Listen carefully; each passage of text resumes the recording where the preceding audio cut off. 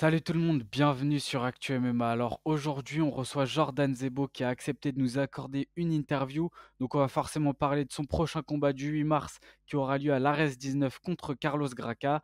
Et on va aussi parler du MMA français au général, donc Cyril Gane, Benoît Saint-Denis, Nassourdine Imavov. Interview tout de suite, c'est parti.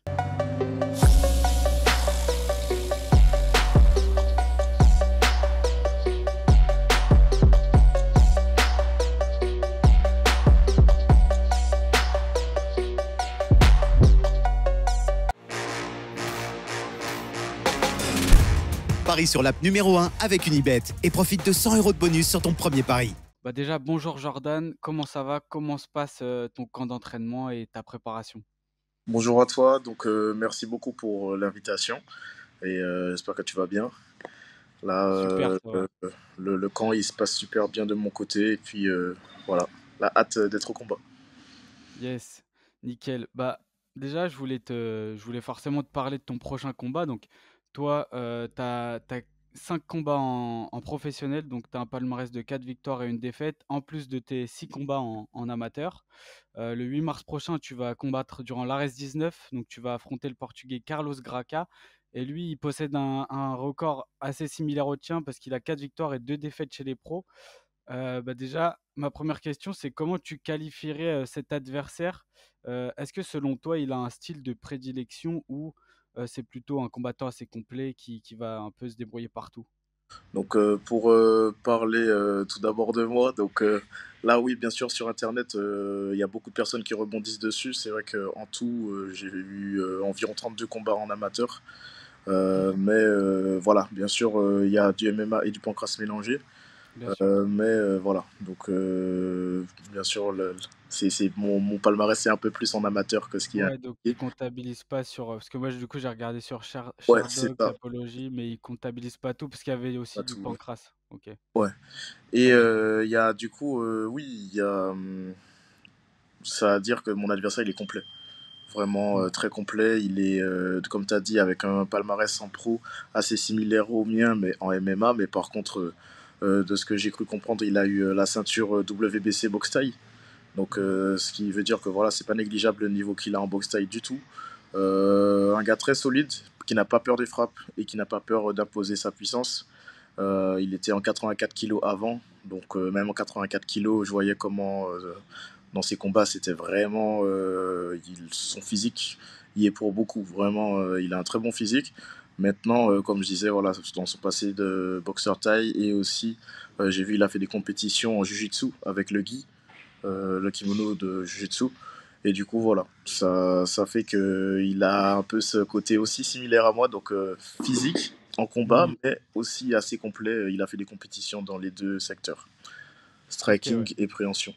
Pour toi, en fait, je voulais savoir, toi, en tant que combattant, tu te considères comment? Est-ce que tu te considères comme un combattant complet ou tu as peut-être des prérequis depuis que tu as commencé, en fait, dans des domaines en particulier, peut-être, en grappling ou en striking? Je me considère comme complet. Après, bah, c'est normal. Enfin, même les coachs ou les personnes qui peuvent me voir considèrent et constatent que je suis complet. J'ai déjà fait des compétitions aussi en kickboxing. Enfin, lorsque j'ai commencé les sports de combat, j'ai commencé avec tout en même temps, c'est-à-dire une discipline sur le striking, une discipline sur la préhension. J'ai commencé à 6 ans avec du karaté et du judo en même temps. J'ai progressé dans les deux.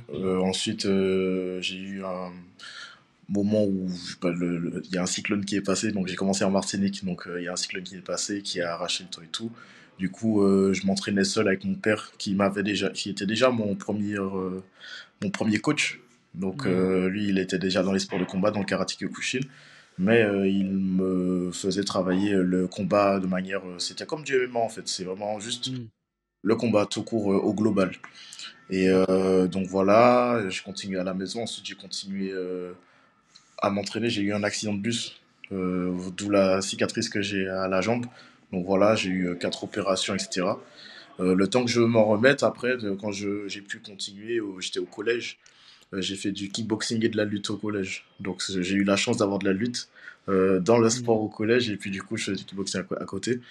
Et dès que j'ai eu l'âge pour commencer le MMA, vu que on commence vers, je crois que c'était 15 ans, ou non 16 ans, qu'on pouvait commencer en Martinique et du coup j'ai commencé avant, donc j'avais presque 15 ans et Mmh. voilà. Donc déjà que j'ai pu commencer le MMA, ben, j'ai fait ça. Donc j'avais déjà ce côté complet dès que j'ai commencé les sports de combat. J'ai jamais fait une seule discipline avec un style particulier. Je touchais un peu à tout. Donc là, j'ai parlé de là où j'étais en club. Mais Mmh. bien sûr, avec des amis, j'avais déjà testé le jiu-jitsu en gi, j'avais déjà testé la capoeira, j'avais fait des stages de penchak silat aussi, même Mmh. pendant que j'étais en MMA dans mon club. Donc voilà, plein de disciplines différentes. Et du coup, ce qui fait que j'ai un style un peu comme ça, où même en striking, c'est pas une boxe à type académique que l'on voit Mmh. souvent, type kickboxing classique. Et puis même pareil, au niveau de la lutte, on voit qu'il y a une grande ouverture d'esprit en fait. Voilà. Ouais, toi, tu as vraiment commencé très jeune et fait plein de disciplines différentes, donc tu fais vraiment partie de la nouvelle génération de combattants qui, en fin de compte, sont très complets, quoi. On le voit de plus en plus et toi, tu en fais clairement partie, et du coup, c'est logique avec ton expérience, quoi. Je voulais te demander aussi, pour préparer ce combat face à Carlos Graca, est-ce que tu as axé la préparation et l'entraînement sur quelque chose en particulier ou au contraire, tu as vraiment fait travailler tout ton game en MMA, donc plus classique, on va dire, en sachant que, comme tu l'as dit au début, c'est quand même un adversaire qui est complet, sur le papier en tout cas.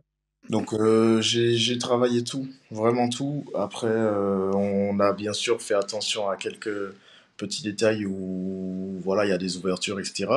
Mais par rapport à lui, mais vraiment, on s'y attardé sur moi. Faire en sorte Mmh. qu'il n'ait pas d'opportunité pour construire quoi que ce soit quand c'est lui qui attaque.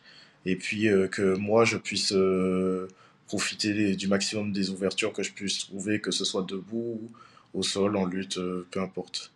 Voilà. Mmh. D'accord, ouais. Je voulais savoir aussi plutôt niveau carrière, donc là tu vas combattre à Arès et je voulais savoir en fait c'est quoi ta situation avec, l'Ares FC? Est-ce que tu as un contrat de plusieurs combats avec eux? C'est comment là? Donc là, j'ai re-signé avec eux. Bah, parce que du coup, c'est un contrat avec une durée déterminée. Mmh. Et du coup, là, voilà, ça fait un moment que je suis avec eux. J'ai re-signé pour 4 combats. Et voilà, je suis heureux de pouvoir continuer à montrer en France vraiment un maximum de ce que je sais faire. Voilà. Bah, c'est clair et puis d'ailleurs, là je pense qu'il y a beaucoup de personnes qui vont te regarder, te suivre parce qu'on sait que ces derniers temps, il y a une grosse médiatisation, pardon, autour de toi. C'est ça. Je voulais savoir déjà, est-ce que ça tu le ressens? Bah, je suppose que tu le ressens, mais de quelle manière tu le vis? Est-ce que c'est peut-être plus de pression ou au contraire, c'est quelque chose qui va te motiver de te dire que maintenant, il y a clairement, pratiquement toute la France qui doit te connaître, tu vois? Donc, je sais pas, est-ce que tu as un peu plus de pression peut-être? Plus ou moins? Donc je réalise qu'il y a vraiment maintenant d'attentes, plus de personnes qui me connaissent, même si j'étais déjà quand même un minimum connu, c'est-à-dire j'avais déjà 45 000 abonnés, puis on me reconnaissait déjà à l'étranger, les combattants ou même des personnes à l'extérieur, donc ça me surprenait même. Et donc vraiment, bah, il y a un vrai plus. Là, je sens vraiment la différence. Et je sais que maintenant, il y a des personnes qui me connaissent que de maintenant. Ils n'ont pas vu ce que je faisais avant vraiment, à part ceux qui se sont renseignés et qui ont regardé les vidéos. Maintenant, je sais que j'ai tout à prouver aux personnes qui viennent de me connaître. Donc Mmh. là, c'est mon combat de retour. Faut que je montre une meilleure version qu'avant. Déjà, si je fais ce que je faisais avant, c'est déjà top. Parce que voilà, j'ai montré que j'étais complet. Première victoire par soumission à l'EMC en Allemagne. Ensuite, décision unanime 2 fois. Donc, une fois en lutte, une fois plus en striking. Mmh. Et j'ai cassé la cage. Ensuite, KO. Donc, voilà, j'ai montré que je sais un peu tout faire. Maintenant, je vais montrer que je sais faire toujours mieux. Encore Mmh. plus que j'ai corrigé les petits détails, des petites choses qui, voilà, Ouais, peuvent c'est ça. prouver que je peux arriver là où je dis que je vais aller. C'est juste ça. Mmh. Yes et puis en plus, toi, tu es jeune, il me semble que tu que 23 ans, c'est ça? Oui, c'est ça, j'ai 23 ans, oui. Ouais, donc tu encore le temps, tu as toute une carrière à faire. En plus, justement, cette médiatisation, quelque part, ça te permet de maintenant que tu es connu, là, tu pourras vraiment, montrer à tout le monde, toutes tes capacités, quoi. Donc c'est vraiment cool et je voulais te demander justement par rapport à ce retour, est-ce que comment tu te sens, bah, là, c'est bientôt le 8 mars, donc semaine prochaine, vendredi prochain. Ouais. Tu te sens comment? Est-ce que tu es confiant? Est-ce que, là, tu as eu une petite pause, avant de revenir dans la cage? Comment tu te sens, Donc, mentalement? je me sens bien parce que vraiment, il y a le petit plus de, comme à chaque événement, c'est pas que le temps dans la cage qui compte, c'est aussi la préparation qu'il y a eu en amont. Donc voilà, maintenant, je vais ressortir tout ce pourquoi j'ai travaillé depuis tout ce temps, que ce soit bien sûr depuis mon premier jour d'entraînement de toute ma vie, mais aussi même du camp passé, où j'ai pas pu sortir ce que j'avais travaillé. Maintenant, voilà, je vais l'appliquer et plus encore à mon prochain combat. Donc, hâte de sortir un maximum. Et puis, je sais que voilà, je suis hyper confiant. J'ai fait face à énormément de bons partenaires d'entraînement dans ma salle, ici au Factory. Les coachs, ils m'ont super bien entouré. Les partenaires d'entraînement, enfin, tout ce qu'il y a autour qu'on met en place pour la récupération, tout ce qui est médical, voilà, vraiment tout a été au point. Et maintenant, j'ai juste hâte de montrer ce que je sais faire. Ok, super. Et je voulais te demander aussi pour cette préparation, est-ce que bah, du coup tu étais principalement au MMA Factory pour cette préparation, je suppose, et Mhm. avec qui tu as pu tourner justement en sparring partner pour te préparer? Donc, il y a Rida Metouch, qui est très fort, champion de Jiu-Jitsu brésilien et grappling. Ben, Aziz Lali, qui est champion du monde en boxe thaï. Il y a enfin, déjà William Gomis. Enfin, vraiment tout le monde, même sur certaines phases. On me faisait travailler avec Cyril au Sparring Pro. Vraiment, on sait qu'il y a énormément de personnes qui. Enfin, il y a, comment il s'appelle, un nouveau, qui d'ailleurs va combattre à Arès. Ayoub, Hmm. extrêmement bon striker, champion de son pays en Sanda. Et vraiment, enfin, c'est un striking de fou. Et donc voilà, j'ai travaillé avec beaucoup de personnes. Donatello, ça c'est voilà mon partenaire d'entraînement principal. Middleweight, très prometteur. Voilà, énormément de bons partenaires d'entraînement. Hmm. Et c'est ce qui a fait que justement ma confiance et ma préparation Ok. soient au top. Ok, ouais, vraiment du beau monde. Et justement, bah, le MMA français, on sait qu'il y a une effervescence en ce moment, un gros engouement, mais c'est aussi dû au fait qu'il y a énormément de combattants français qui sont en train de monter. Du coup, Mhm. j'avais quelques questions sur un peu, on va dire, l'écosystème MMA français. Donc, notamment Cyril Gann, donc, comme tu dis, tu peux côtoyer au MMA Factory. Tout simplement, je voulais te poser une question simple, mais toi, en tant que, si tu te positionnes peut-être en tant que partenaire, mais aussi en tant que fan, entre guillemets, face à qui t'aimerais le voir revoir dans l'octogone, en fait, en sachant que ça fait du coup depuis l'UFC Paris qu'il a pas combattu. Non, en vrai, depuis son dernier combat, c'est sûr, je pense que comme beaucoup, j'aimerais bien le voir face à Aspinall. Ouais. Après, je sais que Pavlovich, ça peut être intéressant juste avant d'affronter Aspinall. Voilà, donc Ouais. je pense que voilà, soit directement Aspinall, soit Pavlovich d'abord, et ensuite Aspinall, ce serait vraiment top. Ouais. Alors que vraiment, il est gagné face, enfin, c'est l'objectif, hein, bien sûr, qu'il Mhm. gagne face à des gars de différents styles et les plus dangereux d'ailleurs de la catégorie. Donc, C'est ça. vraiment intéressant. Ouais, c'est clair, parce qu'on l'a déjà vu face à des gros punchers, mais Pavlovich, il fait quand même très peur, et ce serait cool, entre guillemets, pour un combat de retour, et derrière prendre Aspinal qui est sur le papier très complet, qui C'est fait quand même assez flipper. c'est Donc ça. ouais, franchement, je suis totalement d'accord avec toi. Donc oui, en MMA français, il y a beaucoup de combattants, et forcément, il y a Benoît Saint-Denis, c'est inévitable, on peut pas passer à côté. Là, le 9 mars, donc à l'UFC 299, il va affronter Dustin Poirier. Bah, déjà, je voulais te demander, qu'est-ce que tu penses de cette affiche, de ce combat? Qu'est-ce que tu penses de Benoît Saint-Denis? Et sur le papier, est-ce que tu le vois favori face à Poirier, qui est quand même, c'est un vétéran de l'UFC, il a énormément d'expérience, quoi. Donc moi, je pense qu'il a ses chances de victoire. Donc c'est un très bon combat. C'est bien que Poirier ait accepté le combat. Et bah, je pense que ce sera son adversaire le plus dur qu'il ait affronté. Parce que Benoît, il a affronté des gars solides déjà, mais Poirier, là, c'est le top mondial. Donc voilà, Love là, faut juste qu'il travaille bien intelligemment, voilà, qu'il fasse du Benoît, mais là où il faut et Hmm. quand il faut. Et mais voilà, je sais que normalement, de ce que j'ai pu voir et constater avec d'autres, c'est que Benoît, lui, il a un sol assez agressif où il est opportuniste et il sait bien ce qu'il fait, il est serein aussi par rapport à Poirier qui, lui, vraiment, enfin, il y a plein de moments où on a vu qu'il s'en sortait pas et quand il s'en sort, il bloque un peu le jeu. Mm. S'il n'arrive pas à directement se relever, sinon c'est sa fameuse guillotine qu'il teste souvent. Ouais. Mais voilà, c'est surtout un boxeur type anglaise MMA, bien sûr, toujours type MMA, mais voilà, c'est en mi-distance en anglaise qui va être dangereux, etc., dans les guerres à mi-distance. Mais si Benoît, bah, il a plus d'armes d'ailleurs que Poirier, ses kicks, son Muay Thai, voilà, Ouais. son clinch qui gêne énormément Poirier d'ailleurs. Le clinch, on l'a vu avec Oliveira. Et les kicks, vraiment les Mm. kicks et le sol. Je pense que vraiment, il a un bon physique en lightweight, Saint-Denis, et s'il arrive à soit travailler au sol en étant au-dessus avec Poirier, même en dessous, il peut aussi, mais voilà, bien sûr, on favorise toujours le fait d'être au-dessus et Ouais. la longue distance debout, je pense qu'il peut gagner. Mais ça va être un très beau combat, j'ai hâte de voir ça. Ok, ouais, très bien. J'avais aussi une question sur Nassourdine Imavov, donc qui était avant au MMA Factory. Donc là, maintenant, il est dans Ouais. l'équipe de Nicolas Hoth et récemment, donc, il a remporté une victoire contre Roman Dolidze. Et après sa victoire, pas très longtemps après, il a call-out Kamaru Usman. En fait, je voulais juste savoir si tu penses que c'est un bon match-up pour lui et si c'est un bon choix stratégique, on va dire, face à Usman.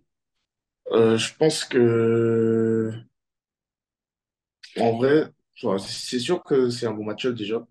Et Ouais, après, je sais pas si, enfin, de ce que j'ai cru voir, hein, je sais pas si c'est vraiment un call-out, mais oui, je pense que c'est pour animer un peu tout ça. ouais, Et je pense que ça va quand même dans ce sens-là, c'est-à-dire que s'il y a un combat qui se fait, bah, c'est sûr, il dira pas non et je pense qu'il le ouais, prendra à bras ouverts. Et donc, oui, je vois vraiment Nassourdine au-dessus. Je le vois vraiment pouvoir gagner face à Ousmane. Euh, Franchement, de ce que j'ai pu voir de lui quand il était au Factory, vraiment, il est même de ce qu'on peut constater hmm, toujours de son dernier combat, vraiment, voilà, il est prêt pour vraiment le top mondial. Et Ousmane, je pense que vraiment, il a du souci à se faire. Vraiment, ouais. face à Nassour, ça va être un combat très dur, ça, c'est sûr. Ouais, c'est clair, mais c'est vrai que tu as raison de le préciser, c'est pas vraiment un call-out, mais en gros, il lui souhaite la bienvenue chez les poids moyens, en sachant que Ousmane, du coup, est monté chez les poids moyens définitivement. C'est ça. J'avais encore une autre question sur un autre combattant, après on va revenir sur toi. Mais je voulais te parler de Ngannou aussi, parce que là, il y a plein d'événements en mars. Donc il y a ton combat, il y a aussi des gros événements avec l'UFC et avec Ngannou, du coup, qui a fait son premier combat en boxe anglaise chez les pros face à Fury. Donc déjà, je voulais savoir un peu ce que tu pensais de sa performance contre Fury et face à Joshua. Est-ce que tu penses qu'il a ses chances, en sachant que maintenant, il n'y a plus d'effet de surprise? On a vu il savait boxer, quoi. C'est ça. Donc là, il a montré qu'il sait bien boxer et je crois qu'il a fait peur à tout le monde. Tous ceux qui le voyaient comme C'est le clair. gars du MMA qui vient en anglaise et qui a pas trop, qui est un peu, tu vois, juste Hmm. parce qu'il est champion, bah, il est arrivé directement au top. Bah, en fait, il le mérite largement. Et bah ouais, en fait, c'est un combat que j'ai hâte de voir. Le combat contre Fury, il a réussi à le mettre knockdown. Les frappes les plus puissantes, bah, c'était dans ce cas de l'extérieur, bien sûr. Bah, on dirait que c'était Francis qui les avait portés. Du Hmm. coup, ouais, enfin, il cause du dégât, il cause des Ouais, dommages. Vraiment, faire un combat face à lui, c'est sûr que voilà, en sortir indemne, c'est très rare. hmm, Donc oui, surtout avec un style comme celui de Joshua, qui contrairement à Fury est moins mobile et compte moins sur ses réflexes, ses mouvements de tête, et puis ses déplacements pour s'éloigner du danger. Il est plus avec une garde haute et puis voilà, il désaxe un peu sur les côtés, mais voilà, il est globalement de face. Globalement, c'est ça. ouais, Ça n'a rien à voir avec Fury. Il va, on l'a vu, que même quand ça tombe sur la garde, ça sonne, ouais, ça abîme lorsque Ngannou touche. Donc voilà, je pense que bien sûr, il y a l'expérience, il y a la boxe de haut niveau de Joshua qui peut mettre en danger Francis, timing, etc. Mais ouais, enfin, je pense vraiment que Francis, il peut l'avoir. Ok, ouais. Ouais, très bien. Bah, c'est vrai que Francis, de toute façon, quand il est dans un combat, on peut s'attendre à tout avec, vu la force de frappe qu'il a, quoi, dans les points. Donc maintenant, pour revenir à toi, donc je voulais savoir déjà tes objectifs sur le court terme. Donc là, on sait que tu as ton combat le 8 mars contre Carlos Graca. Ce serait quoi pour toi tes objectifs après ce combat, donc au court terme et sur le long terme? Est-ce que tu aurais peut-être une organisation en tête pour la suite de ta carrière, quoi? Donc là, donc déjà à court terme, donc oui, c'est déjà faire Le une très combat. belle prestation lors de mon prochain combat. Ça, c'est sûr. Et puis après, ça reste toujours tout ce que j'ai dit avant, c'est mes objectifs, de pouvoir, si je peux avoir la ceinture d'Ares, Mhm. l'avoir. Et sinon, c'est en fonction de si Baki reste pour Ouais. le titre. Sinon, enfin, ben, voilà, est-ce qu'il part à l'UFC ou pas? Si c'est moi qui vais à l'UFC ou pas, enfin voilà, on verra. Mais c'est sûr, on se passe le titre comme ça. Ce Hmm. serait bien, dans nos ambitions, c'est ça, c'est que il y ait un qui ait le titre, l'autre qui aille à l'UFC, et ou inversement. D'accord. Après, bien sûr, voilà, mon objectif, c'est l'UFC et d'être champion à l'UFC. Donc Hmm. ça bouge pas depuis toujours. Dès que j'ai été au courant que le MMA existait, ça a été mon souhait Ok. d'être encore plus en avance, hein. Voilà. Ok, ouais. Et est-ce que tu t'es fixé une limite de temps en tête pour te mettre une deadline ou pas forcément? C'est pour l'instant, tu vois comment ça avance au niveau de tes combats et de ta carrière. Bah, j'en avais déjà parlé en année avant. Bah, que voilà, du coup, on est dans cette année-là maintenant, 2024, que ce serait bien d'intégrer l'UFC en 2024. Après, tout dépend aussi des opportunités de combat parce que faut me trouver des gars qui veulent combattre et qui sont devant moi de préférence pour me faire grimper au Hmm. classement mondial. Ce serait parfait. Et voilà, pour avoir la possibilité d'avoir prouvé avant que j'ai ma Sûr. place et intégrer l'UFC vraiment à une bonne place, pas juste vraiment de 0-0-0. Ouais. Donc, c'est ça.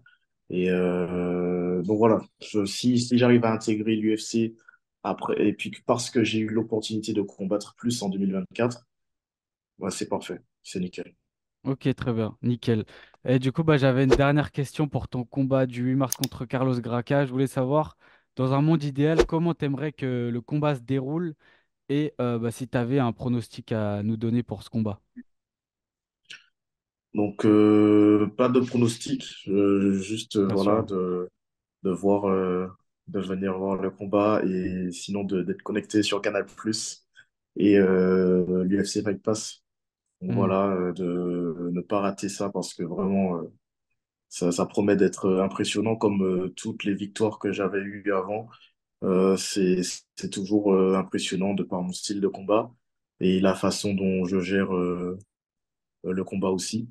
Et aussi dont je cherche la finalisation dans différents domaines. Donc ça va vraiment être du Bien sûr. MMA. Et deux gars puissants. Donc forcément, il y aura Hmm. du dégât, il y aura C'est du sûr. spectacle au rendez-vous. Et bah voilà, ça peut se finir debout, ça peut se finir au sol en soumission ou en one and pound ou en KO. Ça peut être vraiment de tout. Hmm. Voilà. Bah, dans tous les cas, tu nous as habitués à aller à la guerre. T'as pas peur de rentrer dans tes adversaires. Donc clairement, on peut s'attendre à un gros spectacle, je pense, avec toi. Voilà. Bon, bah, en tout cas, merci beaucoup pour nous avoir accordé cette interview. Nous, on sera là pour te soutenir le 8 mars. On sera derrière toi pour ton combat. On te souhaite toute la force et puis une bonne fin de préparation, tout simplement. Voilà. Merci à Merci toi. beaucoup. Avec plaisir. Merci. Ciao. Ciao. Voilà les gars, c'est tout pour l'interview de Jordan Zebo. N'hésitez pas à nous dire en commentaire si vous avez apprécié ce contenu. Et n'hésitez pas aussi à liker, partager, activer la cloche. Ça nous envoie toujours de la force pour vous proposer toujours plus de contenu qualitatif sur la chaîne. Et puis bah nous, on se dit à très bientôt sur Actu MMA. Ciao.